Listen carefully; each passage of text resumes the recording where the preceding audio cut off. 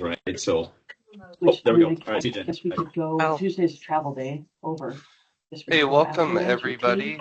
We've got a lot of folks joining us right now. If you could do a little housekeeping and mute your mic if you can hear me, that'd be appreciated. And we've got folks again continuing to join, so we're gonna wait for a quick pause there. Looks like that might be now. So welcome everyone. My name is Drew Hill and I'm a member of the Partnership Council on Juvenile Justice and chair of its legislative committee. And very excited to have you here for the second presentation in our Advancing Priority series. Before I introduce the presenters for today, I want to share some background on this venue and its purpose. The Washington State Partnership Council on Juvenile Justice is the primary state advisory group on juvenile justice and provides a common point of analysis, planning, and advocacy for youth involved in or at risk of becoming involved in the juvenile justice system.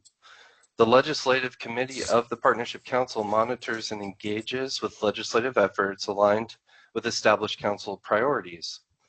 And the Legislative Committee is currently hosting these public advancing priorities series through which we aim to enhance a shared understanding of priority issues by providing educational, convening spaces for partners and policymakers. Today, we're going to hear from presenters about juvenile sentencing in Washington, how our model compares to others nationally, the impacts of incarceration on youth, and the current alternatives we have available. Juvenile sentencing is an important topic to the Partnership Council. Sentencing alternatives were one of the top priorities we identified in our most recent governor's report, where we made recommendations to expand eligibility and funding for disposition alternatives and reevaluate the juvenile sentencing grid. The Partnership Council is also engaged with recent legislative efforts to create more alternatives to juvenile rehabilitation commitment. So before we begin, a few housekeeping pieces are going to be presented here and also show up in the chat, so feel free to open that and monitor that. We're going to hear 3 short presentations followed by some panel discussion at the end, and there'll be a few minutes for questions after our second presenter, again with the full panel at the end for questions. So we ask you to please hold the questions for those times, and if you'd like, feel free to put them in the chat and staff is going to track all of those questions there. Our presentation materials will be posted on the Advancing Priorities website, which will also be available there.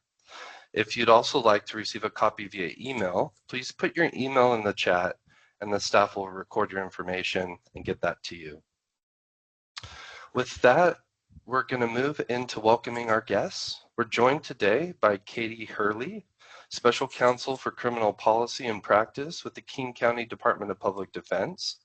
She also co-chairs the Minority and Justice Commission Youth Justice Committee. We've also invited Richard Mendel, Senior Research Fellow with the Sentencing Project, where his research focuses on youth justice. Linnea Anderson, Juvenile Court Administrator for San Juan County and outgoing President of the Washington Association for Juvenile Court Administrators. And Christine Simmonsmeyer, Juvenile Court Administrator for Clark County and the incoming President of the Washington Association for Juvenile Court Administrators. So thank you all very much for being here today. We'll begin with Katie with an overview of juvenile sentencing in Washington State.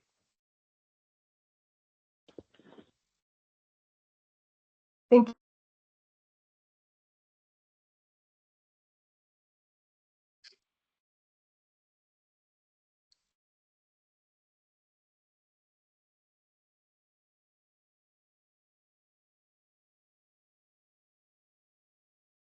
Am I the only one that... Katie, I think you're muted. Hey, can you hear me now? I was saying thank you so much for inviting me. Really honored to be here to talk about this really important topic of juvenile sentencing and how it works in Washington State. And so I wanted to try to advance my slide. First, talk a little bit about what we've seen in terms of trends over the last 10 to 20 years when we think about Sometimes we hear people sort of talk about juvenile crime and what we're seeing in terms of rates or, in juvenile court. And I think it's really important to sort of share this context. And as someone I started practicing in juvenile court in 2006. And I know many people here have been in the system or around the system for a long time. And so, for example, in 2008, we saw about a little more than 35,000 arrests that year of kids.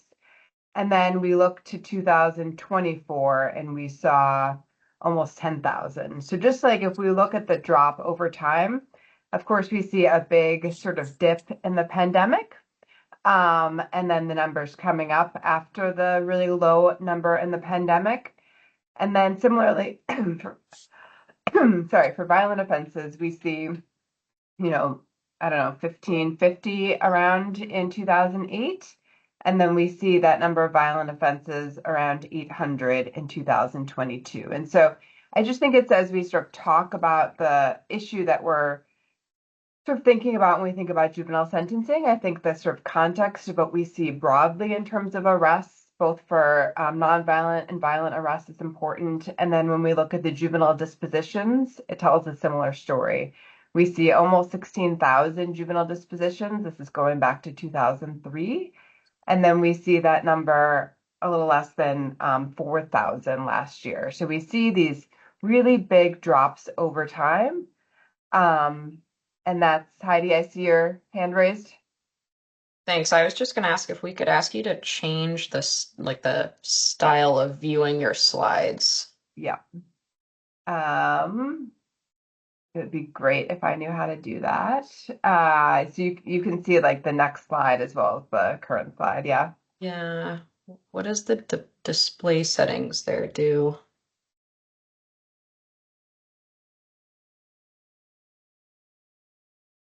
Is that better? Oh, that looks great. Still showing. Can you see that? Yeah, that's great. Sorry for the Okay. interruption. That helps a lot. No worries. And then I just really wanted to briefly talk about, so we have that background data, and then when we dive really into our system, we see what happens after a case is filed in juvenile court, right? The case can be filed, and then there's different things that can happen. The young person can, they can be found not guilty, the case can be dismissed, they can be guilty of the original charge or get a reduced charge, and then the judge will order a disposition, which is the same as a sentence in adult court. Okay, I better see pictures from. What's that? Yeah. And then someone can also be granted what's called a deferred disposition, and kids can be eligible, depending on the adjudication, for one of those in juvenile court. So after the judge gives the disposition, they can be eligible for, they can face a standard range. That standard range can either be for local sanctions, which means up to 30 days detention, up to a year of probation, or up to 150 hours of community service. Or they can be looking at juvenile rehabilitation, which is what we hear about with Echo Glen and Green Hill, and that's incarceration at the state-run facility. And when we're looking at the juvenile court data that I was just sort of talking about in terms of the number of cases that go through the system, according to data from the Caseload Forecast Council from 2024, we see that 62% of dispositions are for kids with no prior offenses, around 60% are for gross misdemeanors or misdemeanors, and 97% of kids receive the presumptive range or within the presumptive sentencing guidelines. And that's a really important feature to point out, because when we're talking about the system and the guidelines, which I'm going to talk about next, almost every kid, not every kid, but 97% of kids, right, get a sentence within that range. And then here are the ranges. This is how sentencing is determined in the juvenile legal system. So we have a grid, which on the left side, you see it talk about the current offense category. And so near every offense in juvenile court has a specified offense category. And if it doesn't have one, then there's sort of a way we can figure that out. And it's pretty confusing, as you can see. It goes from A++ to E. And so there's within the statutory framework, each offense is listed, and it will say, for example, robbery in the second degree is a B plus offense. And so you see that B plus there. And so for that, you would see that a young person convicted of robbery in the second degree or assault in the second degree, both offenses these offenses are eligible for diversion. But if the prosecutor doesn't elect to divert the case and the case goes through the system and the youth is adjudicated guilty, their standard range, which is what the range that 97% of kids receive in the juvenile sentencing system, right? They can receive the standard range of local sanctions or the standard range of incarceration. That standard range for that young person would be 15 to 36 weeks. And unlike in the adult system where the judge will say, oh, I'm going to sentence you to 15 weeks, or I'm going to do 36 weeks, or I'm going to do something in the middle, in juvenile court, the judge sentences the young person to the range. So they'll say you're getting 15 to 36 weeks, or you're getting 103 to 129 weeks, 80 to 100 weeks. If they're subject to local sanctions, then the judge does have discretion to say, I'm going to give you 6 months of probation, even though I could have gone up to a year. I'm going to give you 24 hours of community service. So there's much more discretion within the local sanctions range where judges employ to decide the length of probation or community service or up to the 30 days detention. The JR ranges are typically done unless the judge does something called a manifest injustice system. The judge imposes that range, and then DCYF determines where in the range young people are released. And then they can be, and then the other thing, so we looked at the grid on the left, or the vertical axis, which looks at the current offense category, and then the horizontal axis looks at the number of prior adjudications. So prior misdemeanor adjudications score as a 1/4 point, and then prior felony adjudications count as 1 point. So if a young person, for example, had 2 prior adjudications for like theft in the second degree, which means theft of over $750, and they were adjudicated of a robbery in the second degree, that young person's range would be 52 to 65 weeks at a juvenile prison. And there's no additional risk analysis. There's no individualized finding for that young person about whether they should get that range, unless, of course, we sort of get into this sort of rare discussion about a manifest injustice. This is the grid that the judge uses to determine, everyone uses to determine what the young person's standard range is. I think this is a really sort of important thing to focus on because this is what drives so much of sentencing in juvenile court. This is really what people look at to determine what the kid's range is, that prosecutors and defense attorneys look at to think about plea negotiations and what to reduce things to, and how the plea process is going to work is really, and sentencing is really, really driven by this grid. And I want to note that this grid, in large part, has been in place since 1977 when it went into effect. There have been some changes to the grid, especially in terms of how sort of different age kids were treated, and some changes were made to like calculations of recent criminal history. But in large part, when you look at these ranges and where different offenses are categorized under the that vertical axis, it has been largely stagnant since it was put in place in 1977. And next, you're going to hear from Richard Mendel, who will talk about, we've really learned a lot of information about sentencing in kids since these grids were put into place and since our sentencing framework was established over almost 50 years ago. I also want to talk about, so you saw in that grid in the previous slide, we saw ranges of 103 to 129 weeks, or 80 to 100 weeks, or 52 to 65 weeks. You also see shorter ranges of 15 to 36 weeks when a kid is looking at a juvenile prison sentence. When we look at JR and we look at the average length of sentence, we see that the average length of juvenile court dispositions is about 10 to 12 months. And I really want to emphasize here that I'm talking about juvenile court dispositions. I'm not talking about offenses where kids are declined to adult court, which means prosecuted in adult court for offenses that occurred under the age of 18. I'm really focused entirely on cases that proceed through the juvenile court system. And kids that are prosecuted in the adult system often face much larger sentencing ranges, and that of course has been an important piece in those longer sentencing lengths, driving greater numbers of people to be in our juvenile institutions and juvenile prisons. But a substantial number are still these juvenile court adjudications. And so as we look at like these long lengths of stay, average length of stay, it's also important to note that there are sort of a subset of kids that have really short lengths of stay. So about 20% of admissions to Echo Glen, about 8% of admissions to Green Hill are about 60 days or less. And so these are kids who were often in their county detention facility, obtained a bunch of what we call credit for time served while the case was negotiated and mitigated and all the different things were happening, or maybe a trial was held, which is relatively unusual in the juvenile system.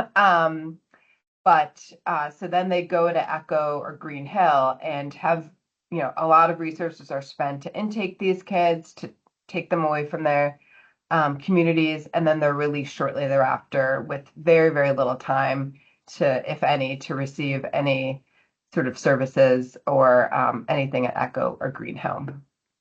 And then I know my presentation is ending. I wanted to spend just a little bit of time talking about, and these are numbers from 2023. We had looked at different rates of incarceration around the state from different counties. And I think it's really important to see that we don't have an equal rate of incarceration in different counties. We see some counties, some of our larger counties, King, Pierce, this is in 2023, incarcerating at about half the state rate. And then we see other counties incarcerating at much higher rates. And if we look at our next graph,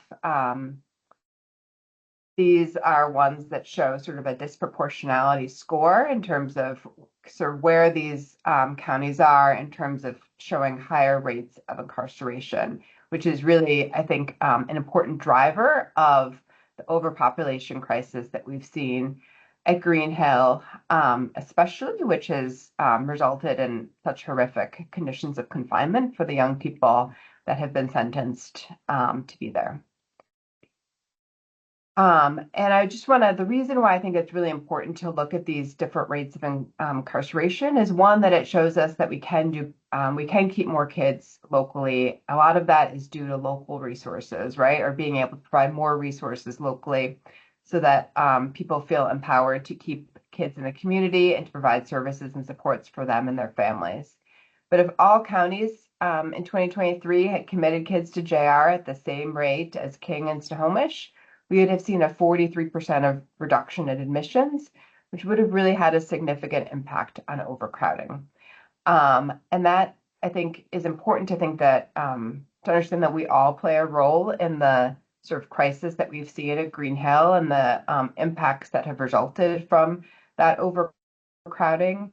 And I think it's really incumbent on all of us to think about how we can resource and allow more young people to stay locally, and how we can move towards a place of providing really individualized decision-making and sentencing for kids and individualized supports for them as well.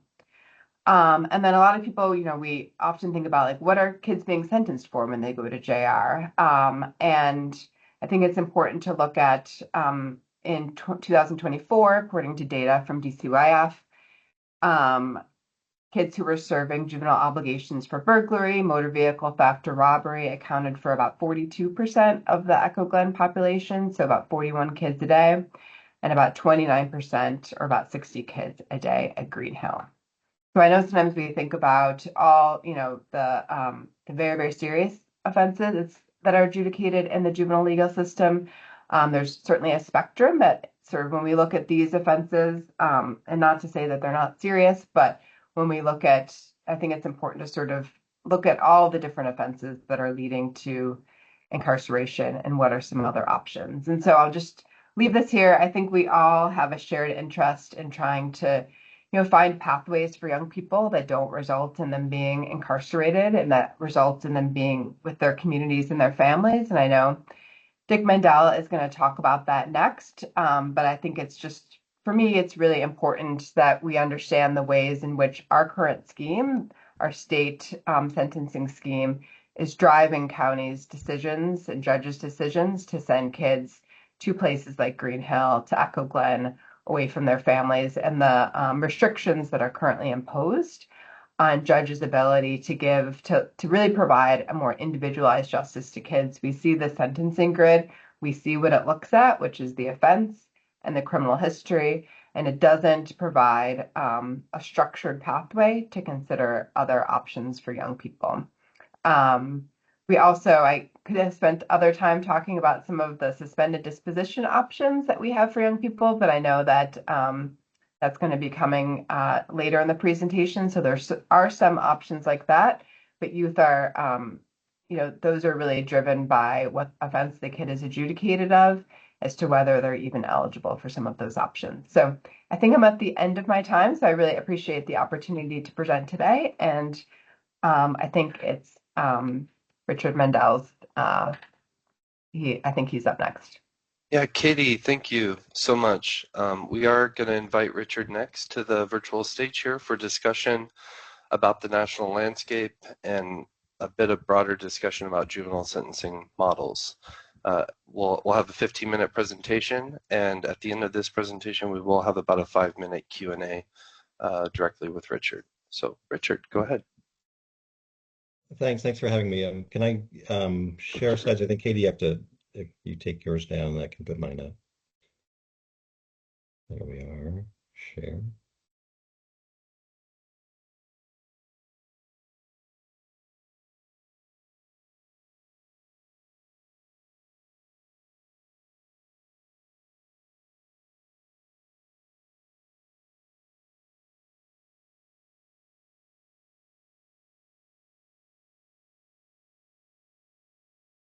I'm really having a hard time. 1 second.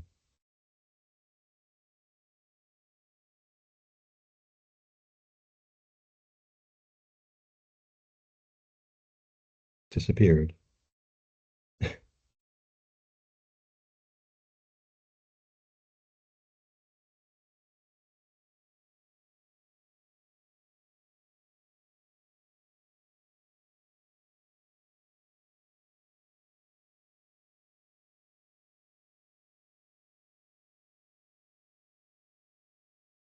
Give me 1 second. Sure thing. Yeah.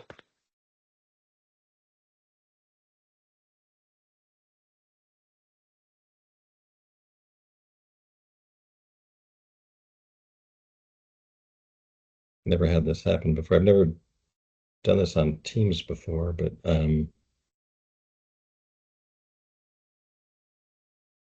so perhaps I'll have to talk to you without slides.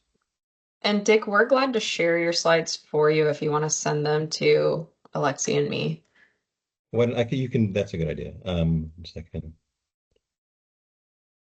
Teams will ask you to like share and then pick which screen do you want to share and then click share again. For some reason, it's not showing up on my PowerPoint's not showing up on the list of things to possibly share. I don't know what's going on with that. I've never had this problem with Teams, but I'll send you right now my slides.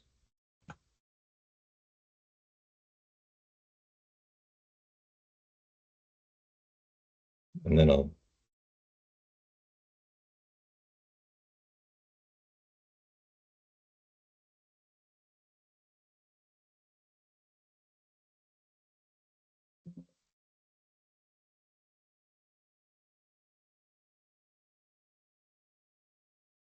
really sorry about this.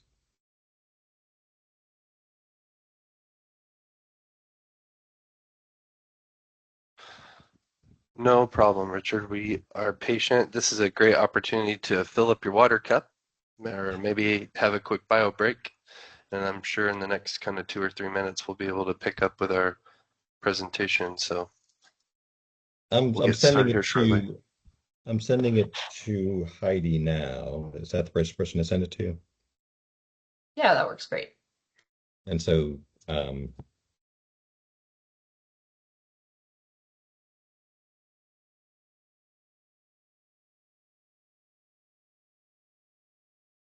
So here I am. When you can put the slides up.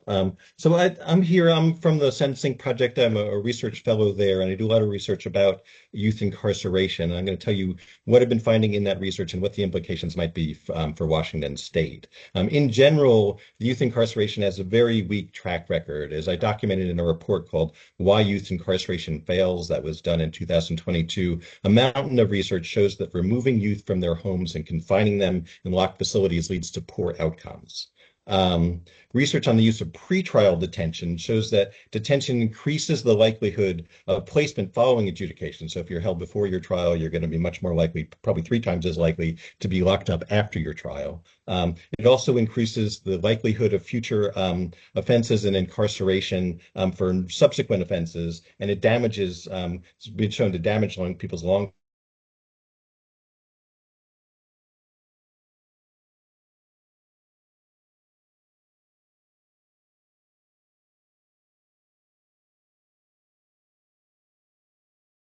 So we've lost Richard's audio. I don't know if Richard, perhaps you may have muted. No, I'm still here. You can't hear me? Okay, now we can hear you. Yep. Okay. So I'm on slide number 3 now, ready for slide number 3. And we're finally on track. So decades of research on the use of correctional confinement following court show that it leads to very high recidivism. Recidivism studies at the state level consistently find rearrest rates of 70 to 80% within 2 or 3 years of release. And almost all the research studies confirm that incarceration increases recidivism. Even when controlling for prior offense history and other relevant variables, incarceration tends to increase rather than decrease the likelihood of future offending. If you go to slide number 4 now. Incarceration also badly undermines young people's future success. They have lower likelihood of high school graduation, lower re-enrollment rates in school very low re-enrollment rates when they leave facilities. They have a reduced college enrollment and completion, and they have lower levels of employment and earnings in adulthood than comparable youth who weren't placed in those kinds of facilities. The next slide, please, number 5. Incarceration also damages young people's physical and mental health. It's been shown that incarceration is associated in adolescence, associated with poorer health in adulthood. It worsens pre-existing health conditions. Many youth who are incarcerated have pre-existing health conditions, and they get worse, both physical and mental health. And incarceration in adolescence has even been shown to be associated with shorter life expectancy. Again, controlling for all other background variables. Number 6, the slide. These facilities are also dangerous with endemic violence. In 2015, I did a national study documenting systemic abuses in youth correctional facilities of 29 states in the District of Columbia just since 2000. So in those 15 years, 29 states had undeniable patterns of abuse, of violence, of maltreatment, of isolation of young people beyond the levels of what is considered safe and fair. Since 2015, there's been heinous new abuses revelations in many states. In surveys of incarcerated youth, they report widespread violence and maltreatment. Especially in recent years, facility problems have been tied to extremely difficult staffing challenges. But I probably don't need to tell you guys about that, Washington State. You guys already know about those kinds of problems. The next slide. Youth incarceration, again, we know it's racially disproportionate in a terrible way. Black youth are detained pending court far more often than white youth, and many studies show that disparities are fueled by bias. The large disparities in court-ordered placements into facilities after adjudication are driven by bias at the early stages of the justice process. The likelihood of being arrested, the likelihood of being diverted versus formally processed in court, the likelihood of being placed in detention, all of these have shown many studies showing bias against Black youth and fueling these disproportionate confinement rates. The next slide, please. We have more and more insights into why youth incarceration doesn't work. And the most important one to me is that it interrupts the natural maturation process away from delinquency. There was a study called Pathways to Desistance done 10 or 15 years ago that showed that most youth who engage in serious delinquency don't persist as chronic offenders in adulthood. Less than 10% of the youth who were tracked in the study who'd committed serious violent offenses in adolescence persisted as serious chronic violent offenders into adulthood. Most kids age out of delinquency. And powerful research now links this assistance to growth in what's called psychosocial maturity. The human brain doesn't fully develop until the mid-20s, and brain immaturity fuels delinquent behavior. Desistance from delinquency, studies find, is tied to greater maturity and the ability to control impulses and delay gratification, weigh consequences, consider others' perspectives, resist peer pressure. But incarceration, rather than helping young people desist, it slows the maturation process and it makes continued law-breaking more likely rather than less. The next slide looks at the other factor that's key, which is trauma. Justice-involved youth are many times more likely than the general population to have suffered childhood trauma, often many kinds of trauma. And the experience of incarceration often exacerbates rather than relieves the impact of that trauma, with major ramifications for young people's likelihood of reoffending and for their well-being. Next slide, please. So what works instead? There's two things I'd like to point to. One are alternative programs, and the other is system reforms. And actually, I wrote reports about both of these avenues a couple of years ago. Next slide, please. On effective alternatives to incarceration, we documented 6 models with documented evidence of better outcomes than incarceration, working with kids who'd committed significant offenses. These included credible messenger programs, youth advocate programs, multidimensional family-focused therapy models, models that combine cognitive behavioral therapies to again advance that maturation process with mentoring, restorative justice interventions, and wraparound care. And in addition to being more effective in research than incarceration, all these models are backed by organizations that provide dedicated support for replication in new jurisdictions. The next slide, please. We also found that local homegrown alternative programs can also show great promise, so long as they follow core principles that are informed by research. You want to connect young people to a trusted mentor, advocate, therapist, or care coordinator who provides ongoing support and encouragement. You want rigorous and well-designed cognitive behavioral therapies. Again, close cooperation with and support for families is critical. And then engaging the young person in constructive education, employment, recreational, or community service activities. Keep them involved in positive things, not just focus on the negative. Next slide. The other thing, in addition to programs, we find that programs they're necessary, but they're not sufficient, that minimizing unnecessary incarceration also requires enlightened state policies and budgets and well-crafted local system practices. Next slide, please. We were able to document promising reform efforts at both the state and local levels. At the state level, several states, including Washington, prohibit incarceration for low-level offenses. Some states employ fiscal incentives that discourage local courts from incarcerating youth. Some states create alternative pathways to work with youth whose delinquent conduct is rooted in mental illness, so that the court system and the correction system don't become the de facto treatment placement for young people with mental illnesses. And we also need to shorten the duration of incarceration, which is a topic that I'll come back to in a couple of minutes. The next slide talks about at the local level. We want to narrow the pipeline to incarceration by making reforms at the early stages of the justice process, reducing arrests for mischief at school and other low-level behavior in the community, diverting more cases of youth referred to delinquency court, which is especially important given the overwhelming evidence. I've been writing a lot about this lately for the Sentencing Project, finding that youth who are diverted from court have far better results on recidivism and other life outcomes than youth whose cases are formally handled in the court. The court is not a place that's constructive for young people. It tends to lead to worse outcomes rather than better. And we also need to minimize the use of pretrial detention, as we've talked about. We all need to transform probation practices to focus on connecting youth with positive influences and opportunities to boost their futures, rather than focusing on surveillance and monitoring compliance with rules and requirements. And we especially need to stop confining youth just for violating probation rules and conditions. When we see how bad the effects of incarceration are, incarcerating kids just for breaking rules doesn't make any sense. So I'm going to pause and step back a little bit. I'm not ready to advance yet, but you can if you want. Share some deeper thoughts about which youth should be incarcerated and for how long. And so I'm not I'm a leftist abolitionist. I'm not. I think that confinement is necessary in some cases for youth if their behavior is too dangerous. But I do think it's really important for justice systems to stop incarcerating young people based solely on the nature of the crime they've been adjudicated for.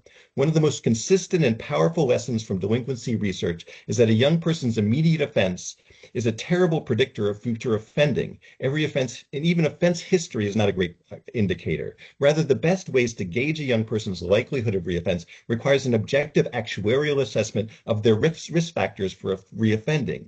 The most powerful of these risk factors, the most predictive indicators for a young person's likelihood of reoffending include antisocial attitudes and beliefs, impulsivity, their peer group, school attachment and success, family relationships, their use of free time.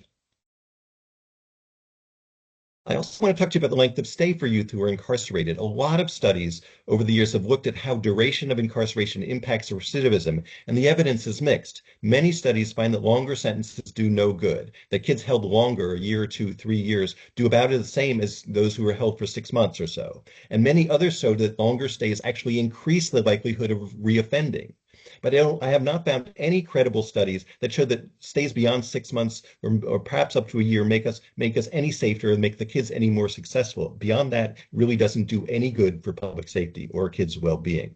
So let's go to the next slide now. So I've given you now the big picture of what I've been learning about incarceration through my research. So the question is, what does all this mean for Washington State? So Katie started to explain, but Washington's determinate sentencing scheme is a real outlier nationwide. There are no other states that do this. Other states do not tell judges how long they need to incarcerate young people based solely on their offending. That's not a problem in of itself. Sometimes unusual is better. Only with Washington State's approach to juvenile sentencing, it's not the case. Your approach, it's not directly contradicts the evidence on what works, and it directly contradicts the core ideals on which the entire juvenile justice system was founded. The very idea of the juvenile court is that because they are less mature, young people who commit crimes are less culpable for their behavior and more amenable to change, and they therefore deserve a different response than adult offenders.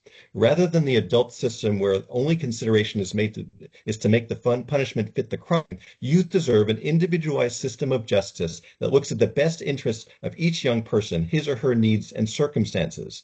They deserve a system that seeks to nurture each of their growth and development and reduce their likelihood of reoffending as much as possible, consistent with public safety.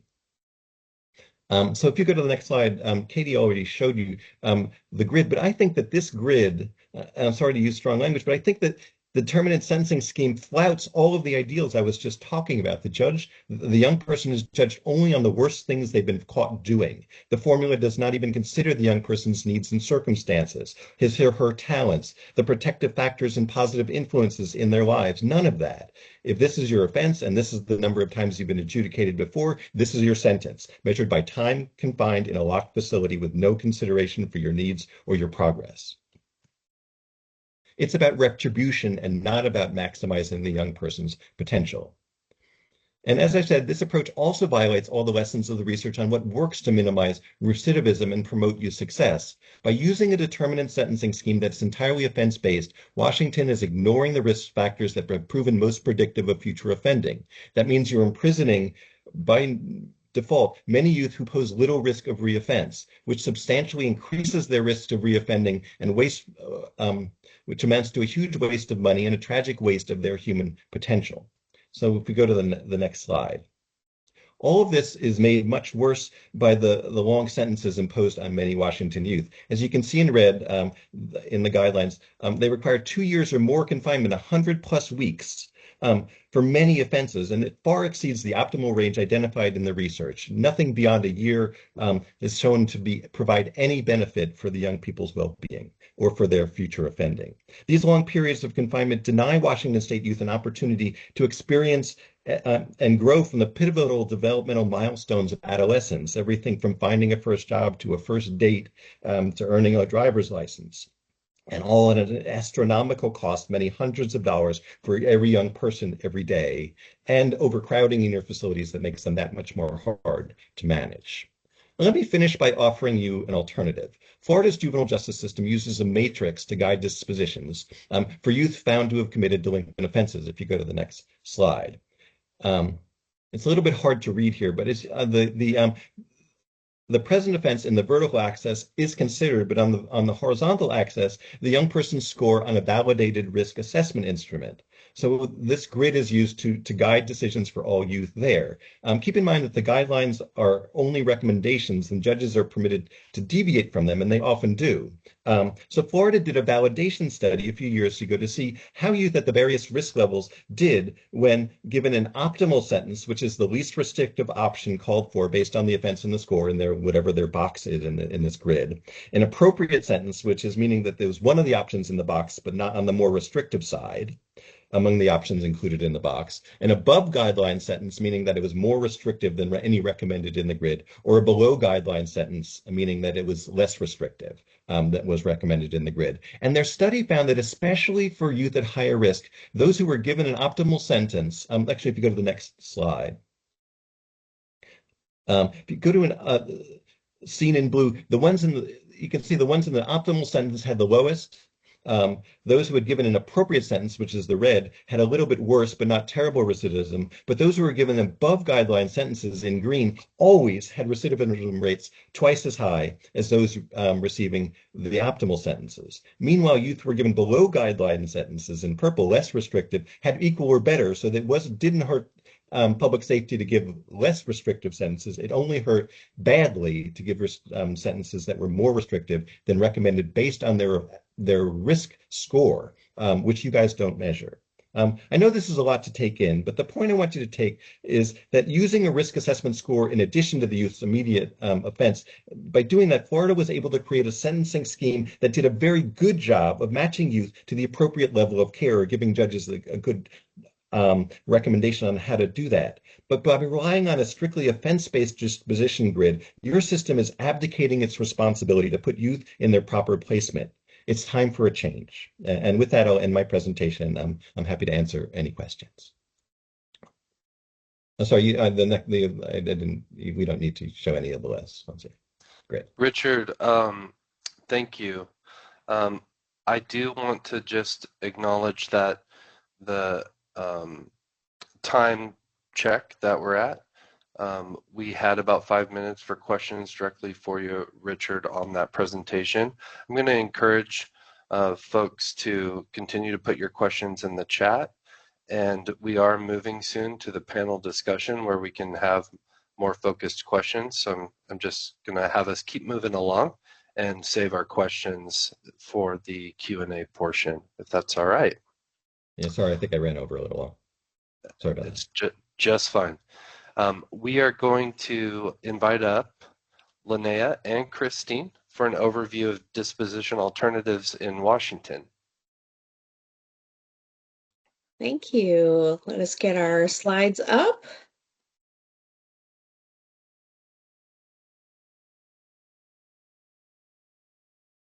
And I see how's the view, everybody? Is it in presentation? Okay. Looks good, Linnea.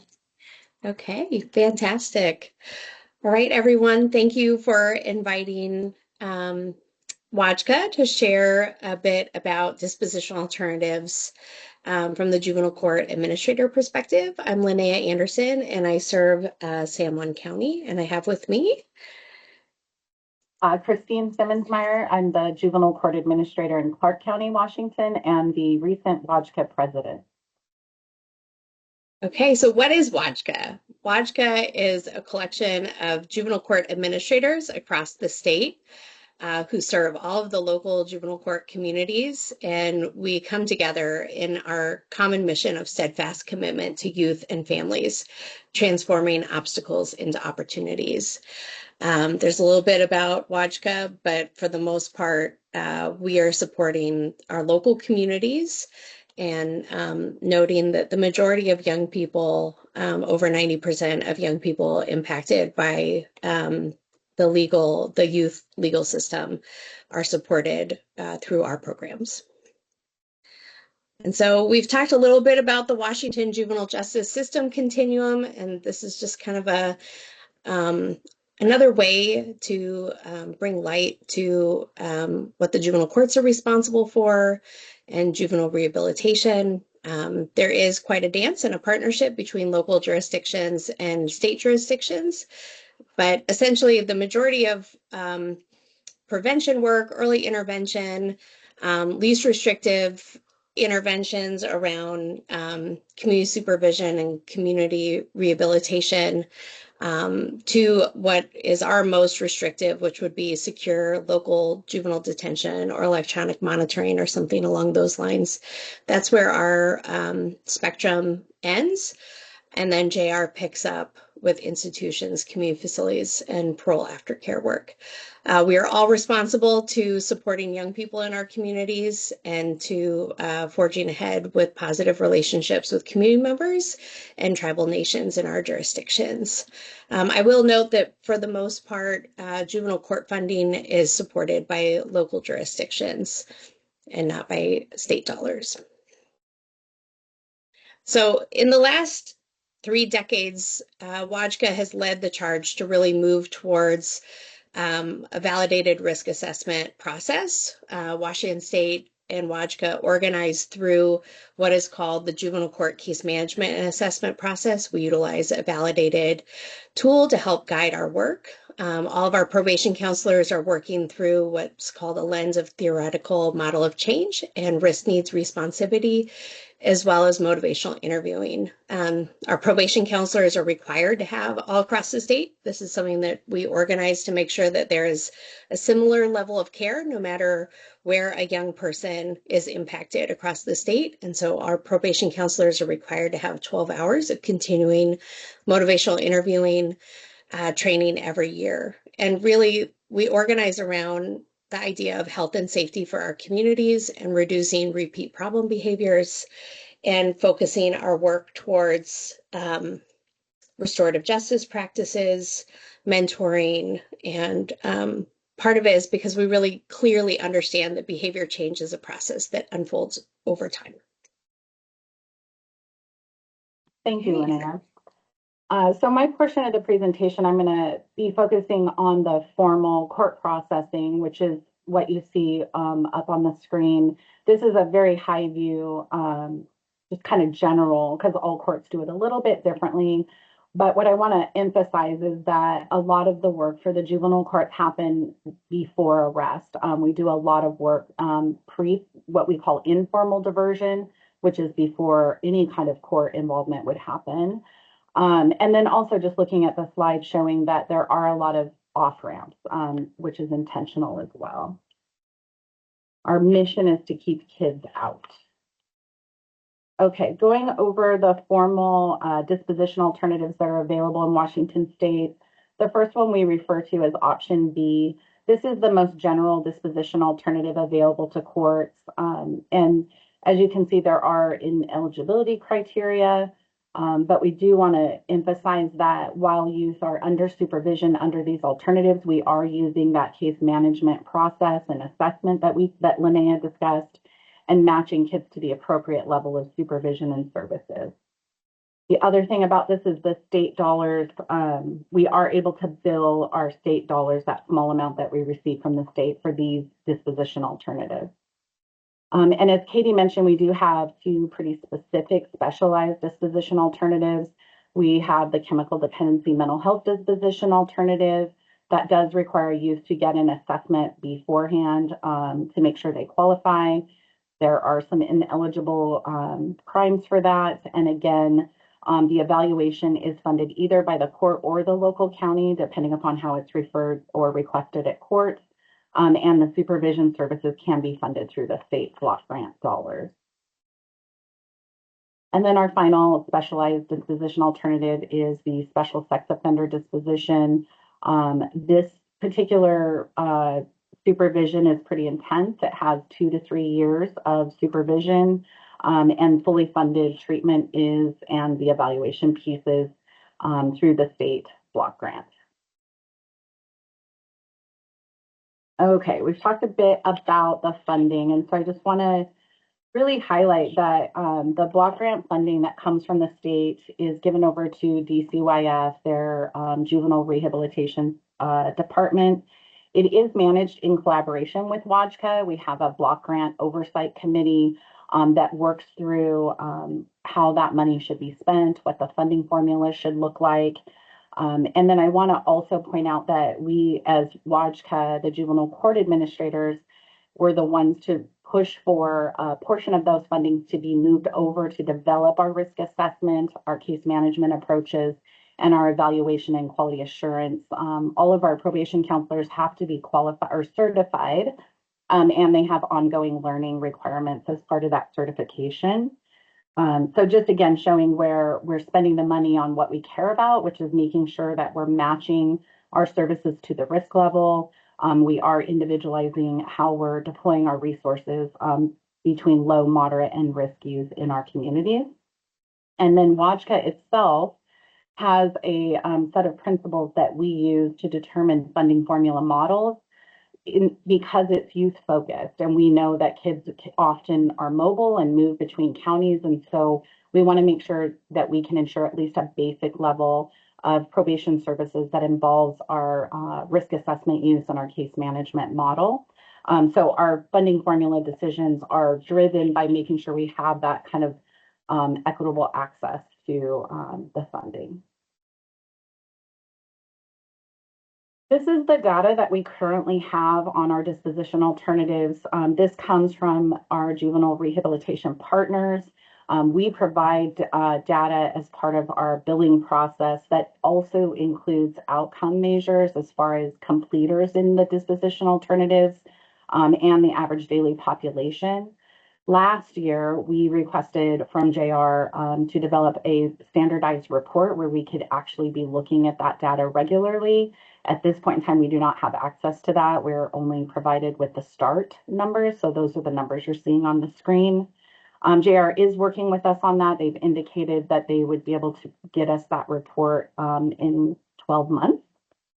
And in general, this interest by WAJCA has to do with our commitment and understanding around the need to have regular outcome data to support ourselves is being ongoing learning organizations, making sure that we're getting it right locally as well as on the state level.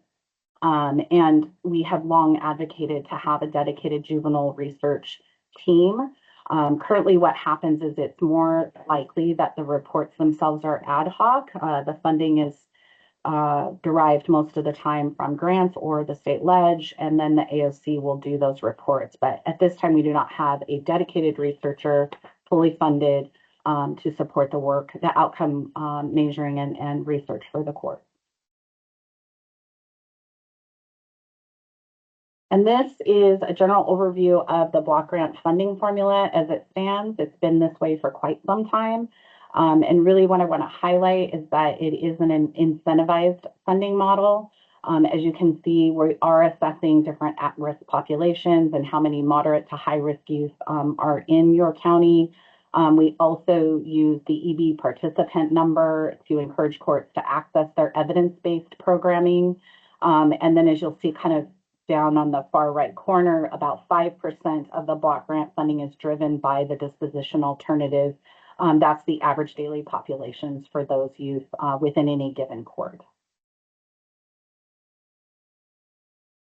And then I just want to highlight another way that we are leading the work around expanding community programming. There is another stream of funding from the state called evidence-based expansion. It's a small amount of money. But the courts were originally offered this to expand the evidence-based programming work that we do locally, and it was limited to the WISP menu of approved evidence-based programming. Last year, and actually for some time, WAJCA has been having discussions about the fact that we felt our menu was pretty limiting in your court. It was difficult to be more nimble and responsive to different trends and needs. And you know, we have very small counties with very few resources to very large resource-rich counties, and really trying to figure out, again, another way to make sure we're lifting everybody up together. And so we were able to work with then Representative Sen to adjust the proviso language and expand it out to where we are now able to deviate from the WISP approved menu and can use the funding on programming that is culturally relevant. It has to be research informed, and it must incorporate positive youth development, healing-centered engagement, or peer-centered approaches. And we have also set up, we worked with JR and a committee to develop basically outcome reporting. So we're using our risk and our assessments, our risk needs, and identifying domains, and we are monitoring outcomes for these programs so that we can show our work and we can make sure that the programs are effectively operating for our communities. And to show how much excitement, this year we also were able to push the proviso language to expand over to our block grant funding, that much larger 38 million. And immediately, as soon as that money came open this current fiscal year, we had 8 courts already join. There's 12 new programs across the state. And we have counties from Grant County, Lewis County, Snohomish County, and Yakima, and others that took advantage of this opportunity and are really expanding. And we are hopeful, and the intent is that all courts will be able to access this to make sure they can properly match the services to the needs of their own communities.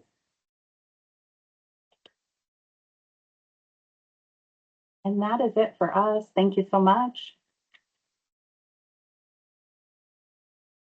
Thank you, Christine and Linnea. Go ahead. Okay, great. And I want to thank all the presenters. We had really great, thoughtful, and informative presentations today.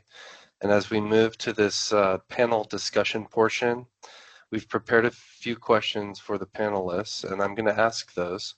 And I invite attendees to begin thinking about the questions you have for the panelists, and again, putting your questions into the chat, and we will track those. We are going to merge a few questions that are of the same vein, and we'll have staff ask a few of those if we need to in terms of time management.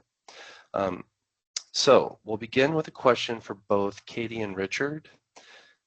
And this is sort of the miracle question. You know, if you can make one change to Washington's juvenile sentencing model, what would that be? I can go first. I think I would sort of do what Richard talked about, was to make sure that we're really having an individualized focus on a young person. And I think we all know that a young person is so much more than an offense that was committed on a particular day. Yes, that offense is important, but in juvenile court, it's essential that we look at each of the factors. And Richard talked about the trauma history of so many of the young people who experience and are prosecuted in the juvenile legal system. And so I think we would look at that young person, look at how we can provide support and resources to allow that person to thrive within the community. And that if we are going to incarcerate a young person, it be reserved for those youth who really do present a serious threat to public safety, and only keep them incarcerated for so long as is necessary. I was talking to the San Francisco Probation Department the other day, and in California, they have 6-month review hearings.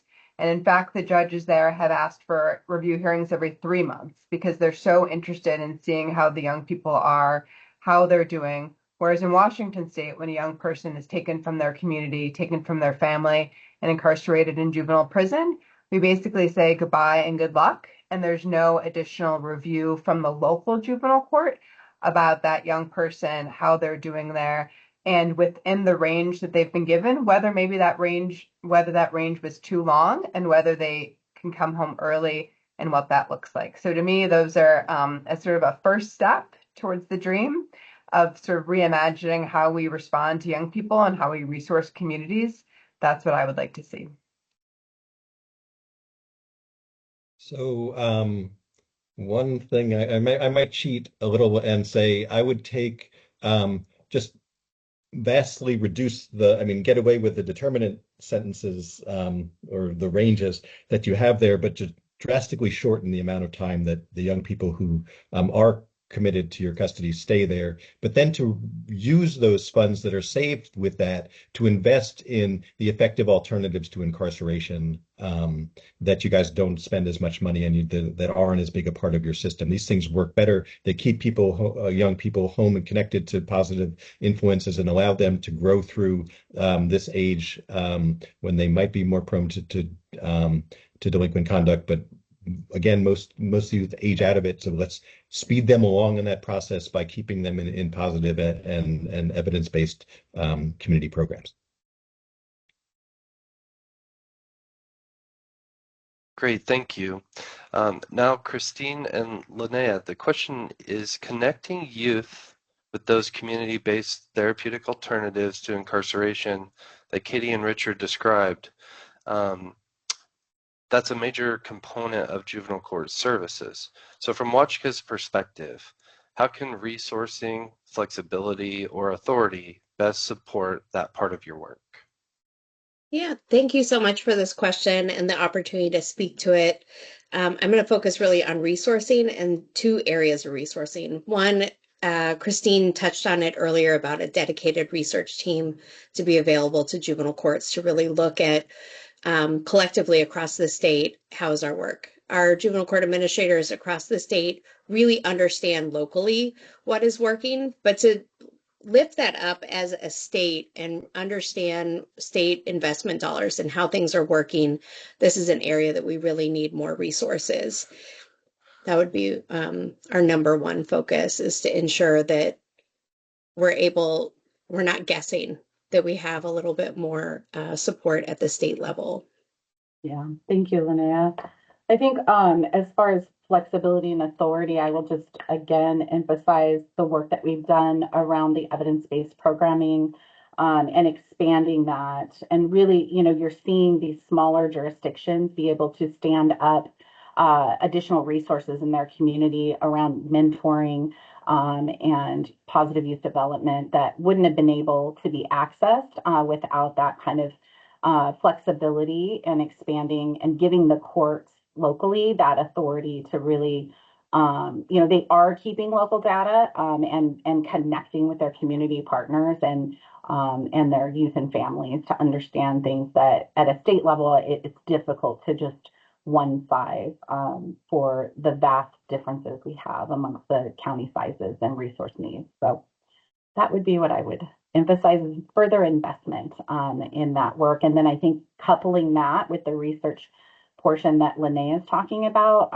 those two are just really, that the connecting, making that more a way that we can be more effective in our ongoing learning and commitment to getting it right. Thank you all. We are right on track, right on time. We've got about 20 minutes for our Q&A panel discussion.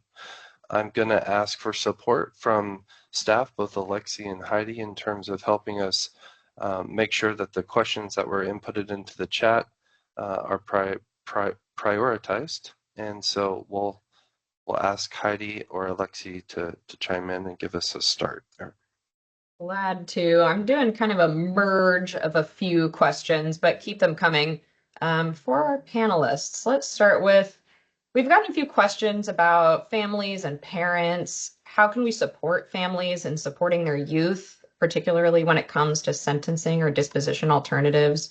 What can we do when the parent or family feels unsafe at home? I saw Katie referenced FERS in the chat. It'd be great to talk about that a little bit. And how are courts leveraging relationships with community-based organizations to support those youth and families? And I think we should also talk about resource constraints there too. Yeah, I'd be happy to jump in. I'm so grateful that Katie brought up FERS.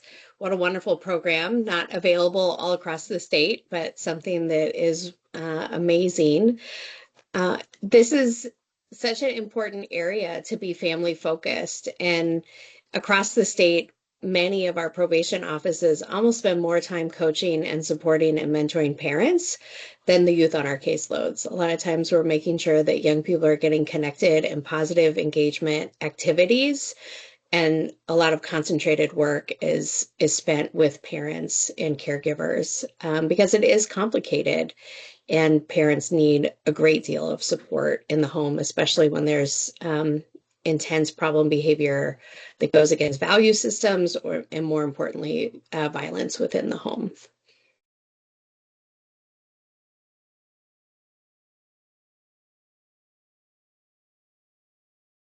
I'm always happy to talk about the first response that we have in King County. It was put in place because we are seeing, it's incredibly traumatic when kids are charged with family violence and then their families have to decide whether to continue, often their parents, whether they want to prosecute them, whether they want to testify against them at trial, whether they want to have this adversarial process, and really what the family is looking for is help and support. And in King County, we are seeing that even if kids went through that really adversarial process, which many times exacerbated tensions within the home, and went on probation, very rarely were they even getting an evidence-based response when they went on probation. So instead, there's funding now was obtained, and there's a respite center for kids, which is really within sort of a kind of a non-secure part of our detention facility where kids are brought instead of being booked into detention for family violence, and then they meet with probation counselors the next day, other supports. They sign a plan in terms of safety plans and how they're gonna they can engage in what's called step-up counseling with their family. They're really the young person and their family are provided really immediate supports, and instead of going through the expensive, long adversarial process of the court system, as we're sort of thinking about the benefits of diversion, kids and families are able to get a much more immediate response, get services, safety plans in place, and are able to get that outside of the legal system, because we know that the legal system is actually a pretty poor and ineffective deliverer of services. And as Richard talks about, is often quite toxic to the young person and their family, sort of the research demonstrates. And so I think when we're talking about how to build up and support families, it's thinking about like, how do we respond? How do we provide what they're asking for, rather than this process of charging 14-year-olds with crimes and assigning them defense lawyers and going through long processes, which really do very little to address the underlying issues that people are experiencing. Thanks for bringing up the first program, Katie. I think, that highlights, I think Heidi mentioned the resource gapping, and, that is only exists in King County. And I know that many courts have expressed that kind of interest. Locally, we have a CRC, but it's very difficult. We try to divert 90% of the youth that come for the assault for domestic violence type charges. But we do not have as robust of a resource. And I just want to uplift, I think many of our courts are working very hard to do research and support, but it's very kind of ad hoc and community based. And the robust funding in our system around mental health care and crisis response for juveniles is pretty patchy.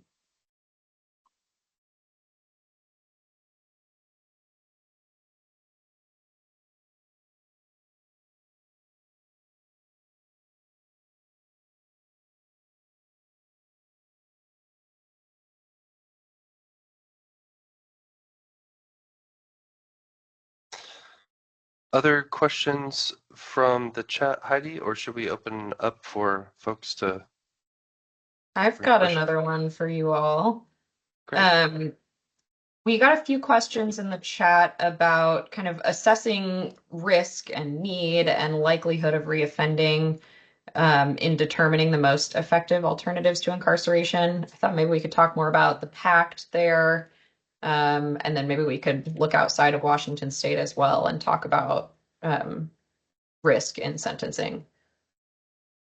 Yeah, I think I just want to lift up the fact that the PACT, as it originated, came from Washington State. This was work that the Washington juvenile court administrators used, as I mentioned earlier, the block grant funding to develop it. And then, from there, it became a more packaged and commercialized process. We are currently, we had looked at making sure we were revalidating the assessment, and we have, and hopefully AOC has been working on it for a while now, but we're hopeful that sometime next year we will be entering the use of what we're now calling the JCAT, which is just an updated assessment model. So just really to kind of underline, all youth who either receive an informal diversion, which is pre-court, or formal diversion are assessed. Our probation counselors are trained on how to deploy that assessment effectively using motivational interviewing. And then their case plan is individualized based on the results of that assessment.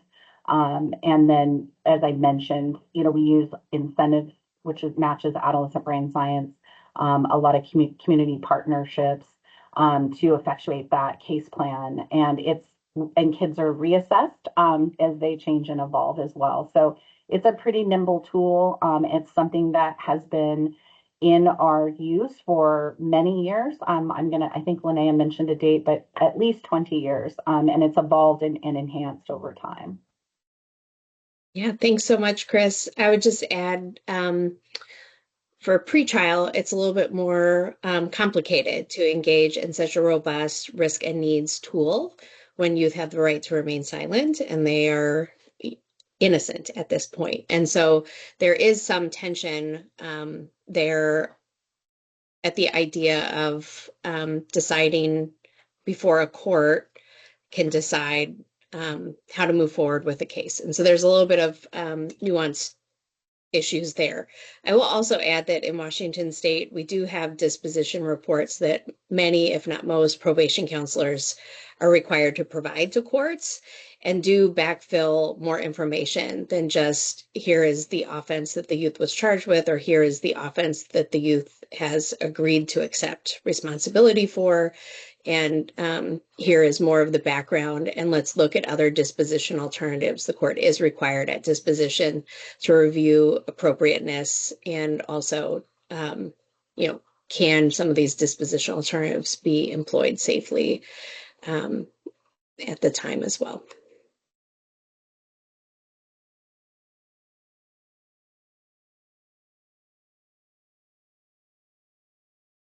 I guess I would just ask, I'm not an expert on your system, but it sounds like only 3% of the cases are going outside of these dispositional guidelines. So if the young people stay within the probation system, the local sanction, then you can be creative and you can do this. But for those kids who are incarcerated, doesn't seem to be any individualization going on 97% of the time. So what would be the solution to you guys have your system, and I don't know it well enough to tell you how to do it, but it seems sort of critical to stop doing this. It's just not a juvenile system. It's a criminal system for these kids. Yeah, I think that's a great question. And I think I understand the 97% is really that top tier acuity group. So for our particular system of care in the juvenile courts, the local community rehabilitation, it's about 90%, if not more, of young people impacted by the legal system that are in that flexible system. And then it's about 6 to 10% that is in that inflexible system. And so of that 10%, 97% do not deviate with a manifest injustice up or down. And so I agree with you. I think it's really complicated. Absolutely. And I am grateful, at least on the juvenile court side, we love that we have this nimble ability to make individualized impacts with the majority of young people that we serve. I can't speak to how the state moves forward and what their impacts are at the top tier of the system.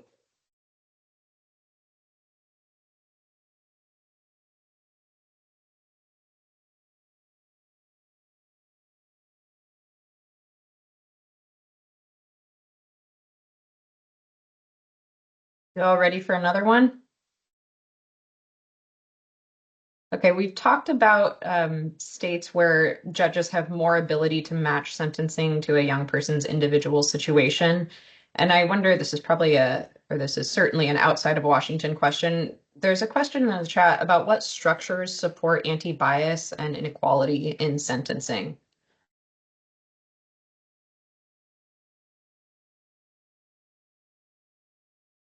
I always think it's important for everyone in the system to get training on implicit bias and to understand. And we know that our juvenile legal system is extremely disproportionate. The thing I really want to talk about with that question is that within our scheme, someone's always going to have discretion. So right now, who has a great deal of discretion over what offenses kids are adjudicated for are prosecutors. They make the decision about what charges to file. They make the decisions about plea bargains. Frequently, we have agreed sentencing recommendations that in order to get a case dismissed or reduced, defense has to agree to a certain sentence, and then that sentence is very, very, very often imposed. And so I think there's always going to be discretion within the system. I think it's a question of who exercises that discretion and whether it's done behind closed doors or whether it's done in the open in a court hearing where people can look at it and assess it and monitor it much more closely. And so I think it's incumbent on all of us within the system to get really robust training because we know that our system is currently perpetrating, there's extreme disproportionality and racism within the system. And at the same time, giving judges what we would do by giving judges additional discretion in sentencing is not to like increase discretion within the system. It would be, from my perspective, to move some of the discretion and power which prosecutors now hold to not only control the charge that's prosecuted, often adjudicated, and also the sentence, and shift some of that to judges to be done in a much more open forum.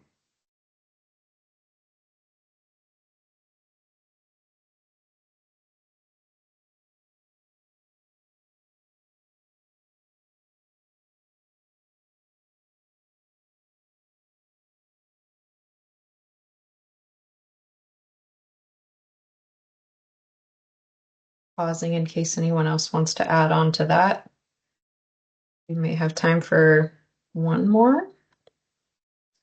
Trying to do a merge again here. Earlier, Chris and Linnea, you shared some data on disposition alternative starts. And I'm kind of merging a resource constraint question with a county variance question with a disposition alternatives question.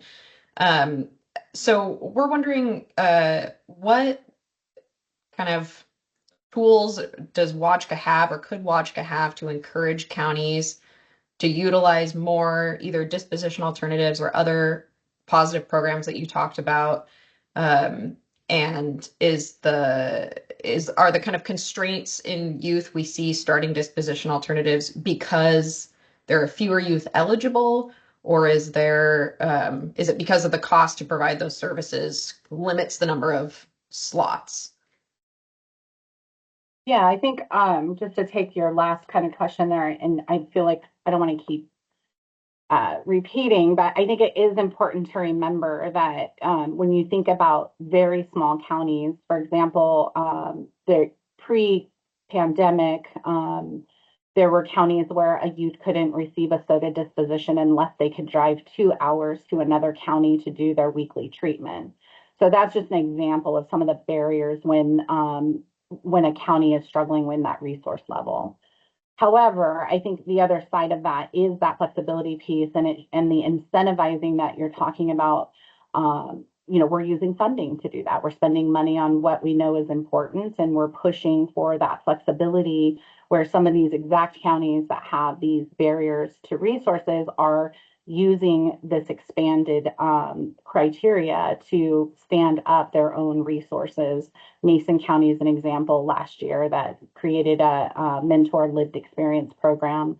And it was really their only positive youth development resource within the county at the time. So, just trying to kind of really make it clear that sometimes, I think I want to underline, Linnea, that we should have probably talked about that more or lifted it up more, that the court staff themselves do what we call predispositional reports. And we do use the risk assessment in that. We are able to talk and share in that report about the past efforts of services that have been tried and look and scan for new ones, and then make a recommendation that we feel maximizes rehabilitation, but also holds in that tension of the community safety at the same time. And we make a recommendation to the court on that.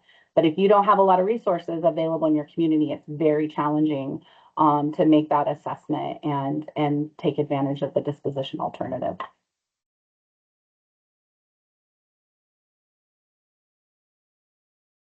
I would just add, as a small court, taking my WAJCA hat off and just thinking about being a small jurisdiction, very cut off, right? It's surrounded by water, non-contiguous county. It is really complicated. We do not have public transportation. There's a lot of barriers that are just natural barriers. But to us, we use that as an opportunity for creativity, and our staff are seen as the resource. And so they work very hard to ensure that they have the right tools. And so increased support for access to training and travel for our staff to really, especially for those small counties and geographically isolated counties, ensuring that staff have the ability to get out to trainings and improve and support. I mean, our staff are often giving rides to making sure that they have access. And there are so many other courts that are providing transportation vouchers or other ways to access services. And so that is an area of the block that I think would really benefit in terms of resources all across the state, is a heightened investment in ensuring that there's just some basic needs that we can help support families to reduce barriers so that they can actually access services and provide services outside of working hours so families are not negatively impacted in the long run.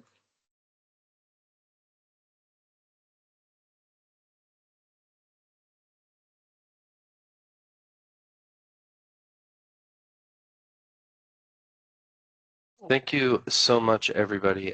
Katie, Richard, Christine, and Linnea for the presentations and the discussion today.